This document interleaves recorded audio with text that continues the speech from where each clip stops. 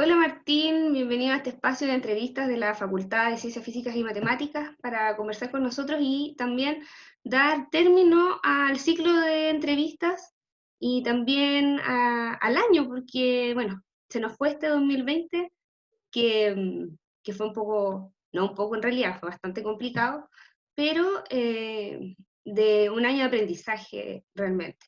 ¿Cómo estás, Martín? Hola Valeria, muchas gracias. Estoy bien, gracias acá en la oficina improvisada inicialmente y ahora un poquito ya más equipada que me ha acompañado durante este año. Gracias por este espacio para poder conversar.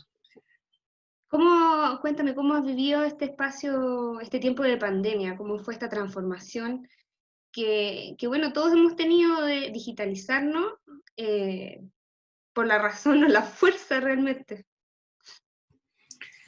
Eh, bueno, ha sido todo un aprendizaje, ¿no? Fue inicialmente muy inesperada y eso a mí ahora a estas alturas me sorprende mucho porque justamente hace un año, creo que fue el 31 de diciembre, cuando fueron los primeros avisos, las primeras noticias de la enfermedad, el brote de la enfermedad, ¿verdad?, en China. Eh, claro, eso fue hace un año y nosotros tuvimos un verano en que pasó bastante desapercibido, yo creo, la propagación del virus, ¿verdad?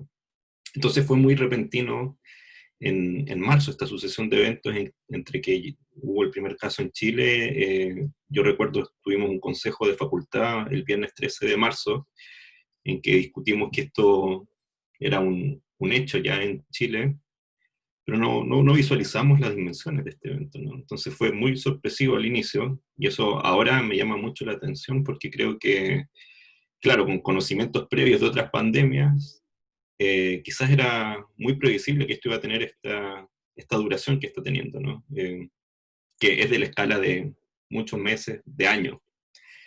Y en esos momentos lo consideramos, no sé, o sea, nos habría sorprendido mucho pensar en esa escala. Así que, claro, fue un evento sorpresivo. Ahí hace un periodo de aprendizaje porque, bueno, nos hemos ido dando cuenta de lo mucho que valoramos la presencialidad, ¿verdad? El contacto con otras personas, eh, lo mucho que valoramos también nuestra salud, ¿verdad? Y la tecnología también, que ahora nos permite a nosotros en este espacio universitario, ¿verdad?, poder seguir con nuestras actividades, no todas, no de la misma forma, pero no tener que parar completamente. Y eso habría sido impensado hace algunos años, no es necesario decir décadas, hace algunos años, ¿verdad? Una pandemia nos habría encontrado completamente en otra condición. Así que ha revolucionado cómo nos comportamos, ha revolucionado también la forma de nuestras dinámicas universitarias. Podemos aprender mucho para poder aprovechar los beneficios de la tecnología y claro, yo creo que también valorar, como decía antes, el contacto humano, que yo lo estoy extrañando bastante. Y aquí, nuevamente, un pequeño mensaje de agradecimiento a quienes han estado soportando, ¿verdad?, en la primera línea el combate a la pandemia y una reflexión también de lo afortunados que somos en el contexto académico de poder seguir funcionando, como decía antes, gracias también a estas personas que nos cuidan y que tenemos que también respetar nosotros su trabajo y por lo tanto cuidarnos, ¿verdad? Profundamente. Martín, y desde el área científica, porque claro, está este balance, este resumen de un año en que como seres humanos nos dimos cuenta de la fragilidad que tenemos. Eh, Muchas veces el mismo modelo económico, todo te va haciendo pensar que puedes hacerlas todas y viene un virus y paraliza todo y hace un cambio de paradigma total de cómo relacionarnos con las demás personas. Pero desde el aspecto científico, Martín, ¿cómo ves esto? Porque muchos lo han visto como quizás también una oportunidad, positivamente hablando, ha sido una oportunidad para poder validar la necesidad de la ciencia, de que necesitamos un país que valore la ciencia, personas que en el fondo la ciencia está al servicio de la comunidad. Y ahí yo creo que con esta situación que estamos viviendo todavía, ha quedado claro. ¿Cómo lo ves tú desde tu perspectiva científica? Sí, por supuesto. O sea, yo siempre he sido un gran defensor de la importancia de la ciencia en la construcción de un país, ¿verdad? No solamente por esto que estamos comentando ahora, que son los avances tecnológicos que nos permiten, por ejemplo, comunicarnos ahora, eh, sino también para poder tomar siempre decisiones basadas en evidencia científica, ¿verdad? Que es un debate que está instalado fuertemente ahora también en el contexto de la discusión sobre la nueva constitución para Chile. Eh, es necesario tener ciencia a todo nivel, desde la ciencia básica, ¿verdad? Que nos permite avanzar en la frontera del conocimiento, en las distintas disciplinas que existen, hasta la ciencia también que bueno, es aplicada, ¿verdad? Y ciencia que a primeras luces puede parecer quizás irrelevante para las necesidades inmediatas, que no tiene quizás una aplicación inmediata. Eh, y eso es muy necesario, y claro, hay personas que podemos seguir trabajando porque nuestro trabajo está bastante enfocado al análisis de datos, por ejemplo, en computadores, que tenemos mucha información para analizar. Y para nosotros, claro, ha sido una oportunidad para poder encontrar, esta pandemia nos ha dado la oportunidad para poder encontrar nuevas formas de colaboración, ahorrarnos, por ejemplo, las diferencias de espacio, ¿verdad? Con esta comunicación tan fluida que podemos tener en la virtualidad, participar, por ejemplo, en conferencias para las cuales quizás teníamos problemas de presupuesto para poder asistir. Hemos tenido todas esas ventajas que yo creo que llegan y se instalan, ¿verdad?, en esta situación, pero por otro lado yo creo que no es la realidad de todos, ¿verdad? O sea, la ciencia más directa necesaria ahora, por ejemplo, para combatir la pandemia es la ciencia que se hace en los laboratorios, la ciencia que necesita de experimentos con cultivos, por ejemplo, ¿verdad? Con microorganismos, con bacterias y con virus, ¿verdad? Y esa ciencia se ha visto muy damnificada también por el hecho de existir la pandemia. Eh, hay tesistas seguramente, ¿verdad?, cuyas tesis dependen fundamentalmente de la posibilidad de estar trabajando en el laboratorio y con restricciones de distanciamiento social, ¿verdad?, y de trabajo in situ. Muchos de esos trabajos también son frenados. No solo esos trabajos de laboratorio, sino también los trabajos en terreno, que son muy relevantes para la geofísica, ¿verdad? Y claro, en un principio yo vi como en este desconocimiento de cuál era la escala temporal asociada a la pandemia, todos nos replegamos, ¿verdad? Y tratamos de guardarnos por un tiempo. Pero ahora nos estamos dando cuenta que es necesario ser proactivos también, ¿verdad? Y tener esta necesidad también de poder adaptarse a las nuevas condiciones que se nos imponen en la pandemia para poder seguir haciendo la ciencia. Eh, no sé si por ahí va tu pregunta o si Sí, quieres encaminarla a algún aspecto más específico. sí, me gustaría también que me comentara, porque claro, estamos valorando más la ciencia, eh, pero desde tu área, desde la geofísica, ¿cierto? También ha sido todo un reto, porque como tú bien decías, hay datos, hay información, pero también se sacó el terreno de muchas cosas que aportan, ¿cierto?, a complementar estos datos para tener una investigación más completa. Sí, por supuesto, y ahí es donde la actividad científica también cae dentro de estas actividades fundamentales, ¿verdad? O sea, yo creo que hay ciertas actividades que no pueden parar nunca, ¿verdad? El monitoreo de los sismos, por ejemplo, en la geofísica, el monitoreo de las condiciones meteorológicas, oceanográficas, ¿verdad? Son actividades esenciales para poder tener un seguimiento de las condiciones que permiten hacer muchas actividades que no paran, ¿verdad? Eh, y claro, esas actividades tienen que continuar en la situación de pandemia o no, y por eso yo decía, hay otras actividades, por ejemplo, las planificaciones de terrenos que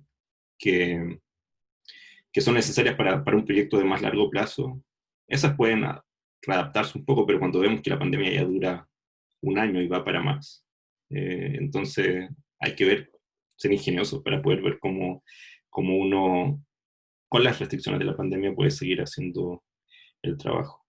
Y claro, para quienes tenemos la oportunidad, por ejemplo, de poder estar en casa trabajando, hay muchas actividades cotidianas, ¿verdad?, del funcionamiento de las ciudades que son evidentes, el retiro de la basura, ¿verdad? La garantía, por ejemplo, de que tengamos conexión a Internet para poder comunicarnos como lo estamos haciendo ahora, la provisión de servicios básicos, agua, electricidad, etcétera. Todo eso es evidente y es parte también de la gente que yo mencionaba, que hay que agradecerles, ¿verdad?, que sostienen el funcionamiento de las ciudades, pero también hay mucha ciencia que está sucediendo, como estas que mencionaba yo, que son actividades fundamentales que siguen funcionando en todo contexto. ¿Y cómo fue como equipo? Porque yo sé que, bueno, el departamento de geofísica tiene variedad de expertos en áreas distintas. Tenemos sismos, meteorología, ¿cierto? Y muchas más. ¿Cómo ha sido esto también? Porque pasa que, lo conversamos antes de la entrevista, la gente está susceptible, estamos en prácticamente ya casi un año de vivir una pandemia, que fue el 16 de marzo que todo Chile prácticamente se guardó, y está el tema de la salud mental, que quizás de repente eh, le creen a otras personas, y no a las personas que, como tú bien dices, realizan investigación y pueden en el fondo orientar mejor a la comunidad. ¿Cómo, Ujú. cómo ves eso desde el departamento en general? Porque, bueno, Chile es un país de fenómenos. Tenemos un meteorológico, si llueve en diciembre, sorprende. si, si hay sismo en un país que sabemos que es de sismos, también sorprende. Entonces hay espacio para que entre estas personas que quizás desinforman más que informan a la sociedad. Claro, bueno, ahí en pandemia también hemos seguido haciendo difusión del conocimiento científico y del monitoreo científico, ¿verdad? Entonces, desde áreas que son relevantes para la facultad, un gran evento que sucedió recientemente fue el eclipse, ¿verdad? Y ahí es maravilloso cómo la astronomía puede pronosticar este tipo de eventos de forma muy precisa, ¿verdad? O sea, sabemos el minuto, los segundos que va a durar el eclipse en cada una de las zonas. Y eso, por ejemplo, es un evento de mucha relevancia, como decía, para la actividad científica de la facultad, pero también es un evento que tiene mucha importancia para la población. Es un hito, ¿verdad?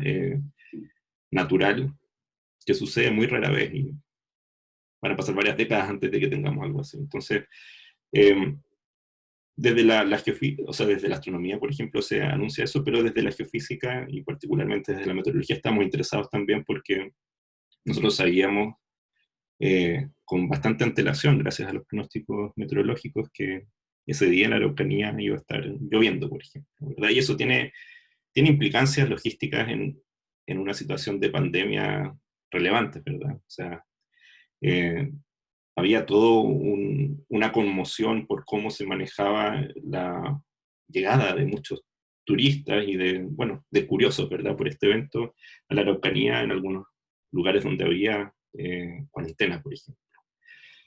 Y por supuesto, proveer de este tipo de información, por ejemplo, cuáles iban a ser las condiciones meteorológicas, sirve para poder planificar de mejor manera. Yo creo que varias personas desistieron de visitar la Araucanía sabiendo que eventualmente no iban a poder ver el eclipse. Y también, bueno, operativamente, ¿verdad? Las autoridades del lugar pueden planificar mejor ese tipo de eventos. Y ahí entonces, por ejemplo, con colegas del área, nosotros decíamos, bueno, la capacidad de pronóstico de la meteorología no es ciertamente de la astronomía, ellos saben ya hace mucho tiempo cuándo van a ocurrir los eclipses, ¿verdad? Está todo muy bien calculado. Nosotros no podemos tener eso con las condiciones meteorológicas, pero se está acercando decentemente y con varios días de anticipación uno puede anunciar eso. Ahora, como siempre en la meteorología, eh, hemos estado también monitoreando eventos extremos, ¿verdad? Nos interesa mucho, por ejemplo, ahora en la temporada de verano, qué va a pasar con las olas de calor, con los eventos muy cálidos que sabemos por investigación que hacemos también en el departamento están asociados a la propagación de incendios forestales y tienen, bueno, muchos otros impactos también en el sur de Chile. Así que estamos atentos a eso y tratamos de hacer difusión que todavía está más o menos restringida a círculos más bien académicos, pero estamos muy conscientes de la necesidad de poder ampliar, ¿verdad?, la divulgación científica a otros usuarios, ¿verdad?, a otros círculos de interés, específicamente la población. Y tú mencionas a los terremotos también. Bueno, ahí tenemos colegas, ¿verdad?, expertos en el departamento, pero efectivamente los últimos días han estado bastante movidos, ¿verdad? Literalmente. Hubo un temblor relativamente fuerte el día domingo en la tarde, si no me equivoco. Ujú. Eh, Ayer también hubo algún movimiento más fuerte en el sur de Chile. Digamos, movimientos que eh, para, para el contexto chileno son temblores, ¿verdad? Anecdóticos, ni siquiera son noticias necesariamente, pero en el contexto internacional son terremotos, ¿verdad? Declarados porque son de magnitud suficiente.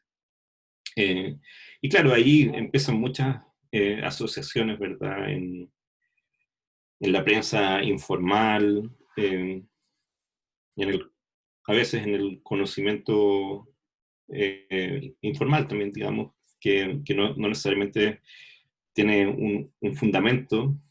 Y ahí es bueno siempre hacer esta discusión que tú mencionabas de la importancia de contar con evidencia, ¿verdad? Con información científica. Entonces, por ejemplo, eh,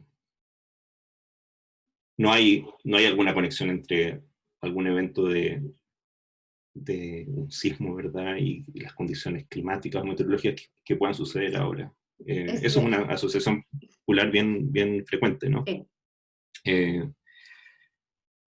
no hay esa conexión, tampoco tenemos el conocimiento suficiente ahora para poder pronosticar movimientos telúricos, entonces sabemos que esta secuencia, ¿verdad?, de pequeños eventos se puede dar como una forma de liberación secuencial, suave, ¿verdad?, del esfuerzo que hay acumulado en las zonas costeras, ¿verdad?, a lo largo de Chile.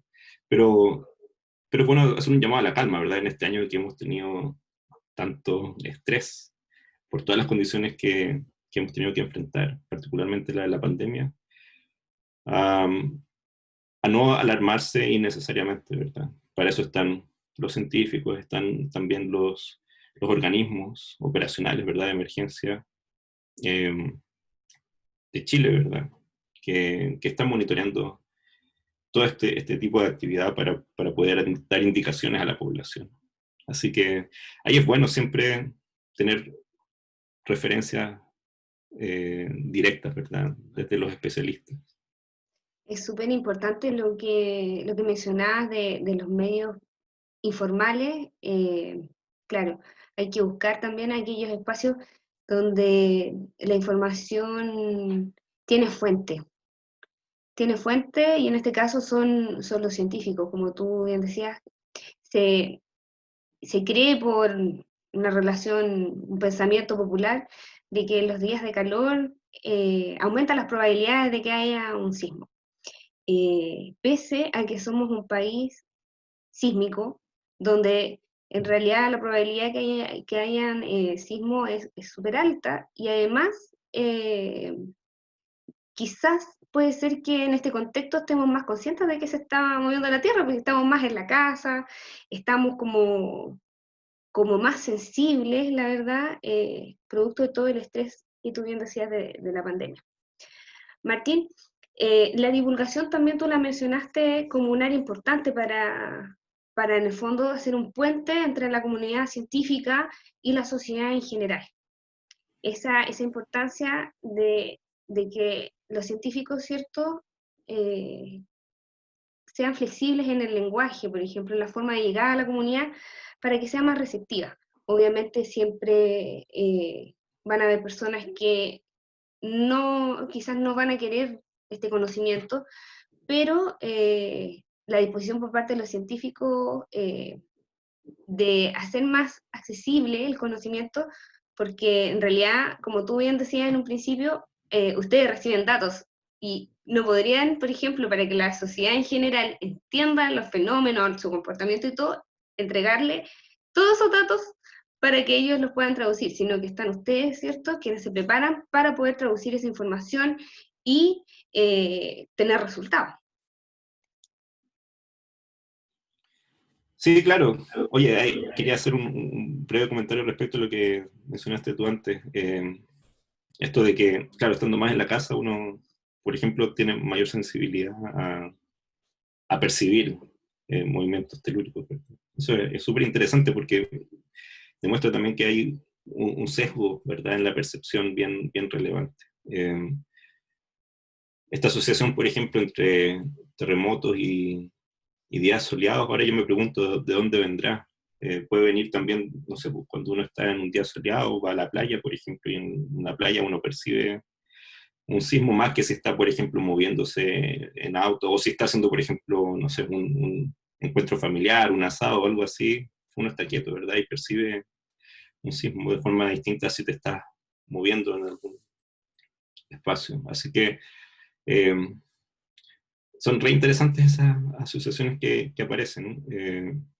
Por ejemplo, fuera de la pandemia, a uno le afecta mucho si un fin de semana hay mal tiempo, ¿no? Eh, entonces, tiende a tener también una percepción sesgada de que los fines de semana tienen mal tiempo, porque bueno, si hay un día de lluvia durante la semana, uno quizás no lo percibe de forma tan personal, ¿verdad? Porque uno está trabajando en la oficina. Así que es re importante contrastar eso de la percepción ciudadana, que es válida, pero muchas veces está sesgada y no tiene una componente muy subjetiva, ¿no? Eh, claro, eso quería mencionar. Y lo que estabas preguntando ahora recién sobre la comunicación de la ciencia en pandemia. Yo creo que eso, por ejemplo, es un aspecto que se ha intensificado mucho, ¿no? Y qué bueno que lo mencionas, porque yo no lo nombré antes cuando estábamos hablando de los efectos de la pandemia. Ahora, quienes estamos algo metidos en el mundo académico, ¿verdad? O sea, me refiero, por ejemplo, a que yo tengo redes sociales y en mis redes sociales, claro, tengo una buena componente de ciencia. Entonces yo también, bueno, ahí tengo una percepción quizás sesgada, ¿verdad?, de todo lo que está sucediendo, porque todos los días tengo notificaciones de charlas online, por ejemplo, o de conversatorios que se realizan. Así que, claro, me he dado cuenta de cómo se ha intensificado esa posibilidad de acceder a información científica, información actualizada eh, durante este año, ¿no? Es increíble. O sea, antes, por ejemplo, el año pasado, sin ir más lejos, si se hacía una charla en Santiago, ¿verdad?, donde se concentran muchas veces muchas actividades científicas, yo preguntaba, bueno, ¿y habrá streaming, por ejemplo? ¿Habrá la posibilidad de verla remotamente, sin tener que viajar? Y decían, no, bueno, es complicado, ¿verdad? No tenemos los implementos, que sea el micrófono, la cámara o el ancho de banda para hacer eso. Y ahora todo sucede online, ¿verdad? Así que eso es una de los grandes beneficios también que hemos aprendido de que la tecnología posibilita este tipo de actividades de divulgación. Y claro, es importante que nosotros, los científicos que hacemos investigación, eh, podamos hacer estos actos de divulgación y salir un poco también del círculo más académico, ¿no? Porque muchas de estas actividades de divulgación son, claro, en un lenguaje bastante críptico, ¿verdad? Hay, que son necesarias también esas instancias, pero es necesario hacer esfuerzos mayores para poder acercar el conocimiento científico a todos. Y ahí yo echo de menos las charlas en la facultad, por ejemplo, echo de menos también los espacios de divulgación que se están abriendo en Concepción, ahora que había empezado a haber conversatorios en los bares, ¿verdad?, en los cafés, en el Museo de Historia Natural, por ejemplo. Y espero que podamos volver a eso. Sin embargo, valoro mucho, como decía antes, esta posibilidad de poder difundir de forma tan democrática, ¿verdad? Por internet Transversal. y transversal la ciencia. Y creo que eso nos hemos dado cuenta fuertemente este año también, de que es posible, y que basta ahí la voluntad, ¿verdad? Y, y bueno, y un poco de entrenamiento también para poder transmitir de forma correcta nuestros conocimientos. Hoy, Martín, eh, tú estás especializado en el área de climatología Sí.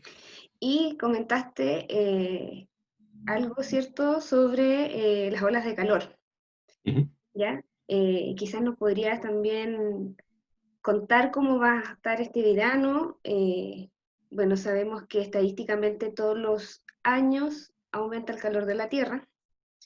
eh, y con qué nos vamos a encontrar. Ujú. Sí. Bueno, tenemos una condición de la niña actualmente, y eso es bien relevante para nuestra región, o bueno, en general para el centro-sur de Chile. Esto significa que hay un enfriamiento de las aguas superficiales en el Pacífico tropical, ¿ya? Y aunque eso sucede en una región remota, estamos hablando, claro, de miles de kilómetros, ¿verdad? Eh, de distancia desde nuestra región, eso tiene repercusiones importantes en las condiciones promedio del verano. Así que eh, normalmente estas condiciones de la niña, ¿verdad? Históricamente están asociadas a un déficit, ¿verdad? De precipitaciones, que es algo que ya no nos sorprende mucho porque estamos en esta década de la mega sequía y el 2020 ha sido un año que ha confirmado, ¿verdad? O ha continuado con esta tendencia de condiciones secas y efectivamente, en parte también gracias a este efecto que tenemos un evento de la niña, se han reforzado las condiciones secas, ¿ya? Así que la primavera ha sido seca, y aunque la niña a veces en el pasado, ¿verdad? Tendía a proporcionar condiciones un poquito más húmedas, por ejemplo, en el sur de Chile. Estamos hablando ya de la región de los lagos, hacia el sur, la Patagonia. Eh, Igual esas relaciones históricas se han ido perdiendo un poco, así que la verdad es que tenemos condiciones bastante secas, eso por un lado, y condiciones relativamente cálidas también. Así que eh, estas son noticias quizás para quienes se alegran con el verano, ¿verdad? Y las condiciones, digamos, estivales, de mejor tiempo, más calor, son agradables, pero por otro lado sabemos que tienen impactos importantes también, ¿verdad? En los ecosistemas y particularmente, por ejemplo, en eventualmente la probabilidad de ocurrencia de eventos meteorológicos extremos. Eh, Sí, yo mencionaba una investigación que hemos estado realizando en el Tegeo y para nosotros es bien importante esta temporada porque nos interesan particularmente las olas de calor de verano y ahí con algunos colegas tenemos un sistema de monitoreo de estas condiciones. Lamentablemente ahora no tenemos activos estos precursores que nosotros hemos identificado para poder anunciar con en torno a 2 semanas de anticipación este tipo de eventos extremos. O sea, digamos, los precursores están apagados, así que si ocurren olas de calor que pueden ocurrir, no tienen que ver muy bien con nuestro esquema actualmente. Pero claro, van a ocurrir ahora y hay que estar muy, muy atentos en estas condiciones extremadamente secas, ¿verdad? Porque si pensamos en incendios forestales, el estrés al que han sido sometidos las plantaciones forestales, ¿verdad? Y bueno, los bosques nativos también es importante, ahí están relativamente secos, ¿verdad? Y eso es uno de los ingredientes que puede favorecer, ¿verdad?, la propagación de incendios muy grandes. Eh, no sé cómo está la situación ahora en las playas. A veces esta condición de la niña significa también un leve enfriamiento de las temperaturas máximas en la costa, ¿verdad? No sé cómo está. Me refería, no sé si está yendo muchos bañistas, ¿verdad? A los balnearios, etcétera. Vamos a tener una condición relativamente cálida. Eso es lo que sabemos. Y no se aprecia todavía ninguna señal de que podamos volver a tener condiciones menos secas, ¿verdad? En lo que viene.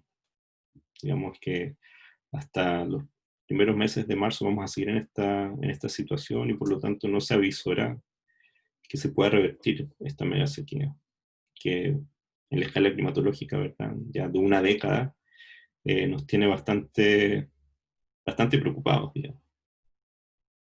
Dos cosas importantes que rescatar de lo que tú mencionabas, bueno, es el tema de los incendios forestales. Nosotros acá en la zona ya vivimos un momento muy complejo, o sea, uno en particular, porque hay varios, pero uno en particular mucho más potente, donde prácticamente había incendios en toda la región del Biobío. La prensa internacional pensaba que prácticamente el Biobío ya no existía. eh, y el tema del cuidado del agua también es importante, porque muchos tenemos acceso, pero eso no significa que haya que desperdiciarla, sino todo lo contrario. Hay que cuidar los recursos para que en el fondo seamos solidarios. Yo creo que también esa palabra ha tomado fuerza este año en particular, porque en la solidaridad, en el preocuparse por el otro, eh, puede estar, ¿cierto?, el salir de esta situación de pandemia, yo creo que sí, eh, y también el cuidado de nuestros recursos naturales. Bueno, Martín, Exactamente.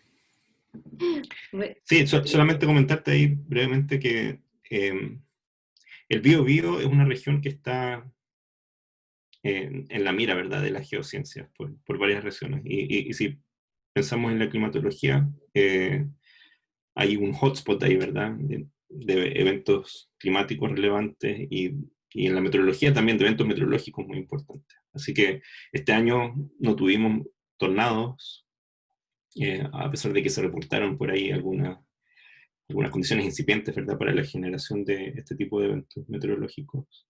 Pero el Biobío está ahí, ¿verdad?, en el lugar relevante para la ocurrencia de estos eventos. El Biobío también se proyecta como una región que va a estar muy afectada por estas condiciones de sequía, no solamente en la actualidad, sino también hacia fines de siglo.